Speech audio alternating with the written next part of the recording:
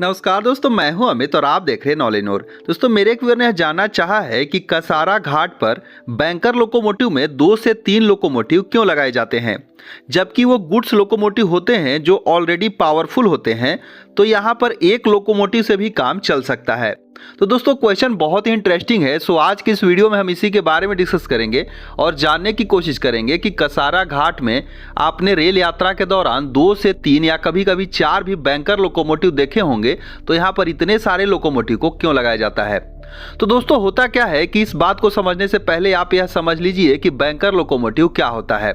दोस्तों, banker locomotive वह locomotive होता है जो कि मेन लोकोमोटिव का एक जो है सहारा बनता है, यानी कि जहां कहीं भी उसमें उतनी ताकत नहीं मिल पाती तो वो जो है बैंकर लोकोमोटिव उसका सपोर्ट करता है। दोस्तों, ये सपोर्ट जो है नॉर्मली आप सोच रहे होंगे कि कोई आगे ट्रेन चल रही है उसके आगे एक और लोकोमोटिव को लगा दिया जाए, या फिर कोई पीछे ट्रेन जो है खींच नहीं पा रही है आगे वाला लोकोमोटिव तो पीछे एक लोकोमोटिव को लगा दिया जाए। तो ऐसे कॉम्बिनेशन जनरली बैंकर हो जाएंगे। तो यहाँ पर ये चीजें नहीं होती है।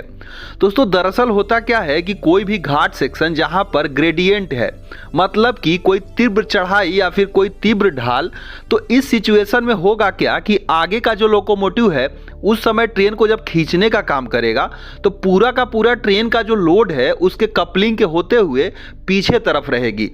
तो यहां पर होगा क्या कि पीछे का जो बैंकर लोकोमोटिव है उस ट्रेन को सपोर्ट प्रदान करेगा कि यहां पर उसके कपलिंग न टूट पाए और पीछे की तरफ न जा पाए। तो यहां पर बैंकर लोकोमोटिव एक तरह से सपोर्ट का काम किया, लेकिन उस समय चूंकि वह ट्रेन जो है चढ़ाई पे चढ़ रही है तो आगे वाले लोकोमोटिव में इतनी ताकत नहीं है कि वह पूरी ट्रेन को खींच पा रही है।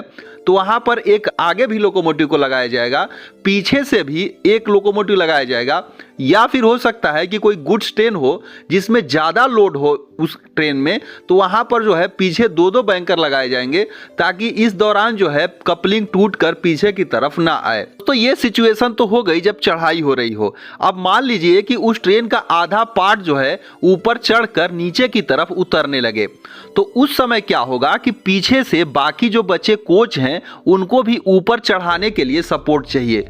तो दोस्तों, इसी दौरान यहां पर 2-2 या 3-3 बैंकर की जरूरत पड़ जाती है, ताकि जो है चूंकि आगे वाले इंजन का पूरा सपोर्ट नीचे की तरफ चला गया है और उस दौरान पीछे से जो है पूरी ताकत चाहिए तभी वो कोच चढ़ पाएंगे।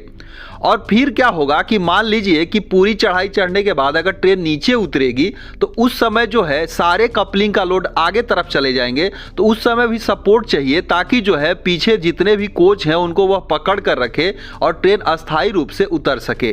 तो दोस्तों, इतनी सारी चीजें बैंकर लोकोमोटिव के साथ करनी पड़ती है जब कोई तीव्र ढलान या इस टाइप का ग्रेडियंट होता है। तो बात करें कसारा घाट की, तो यहाँ पर देखेंगे आप कि तीव्र जो है चढ़ाई या फिर घाट होते हैं, तो ऐसे में इन लोकोमोटिव की जरूरत पड़ी जाती है।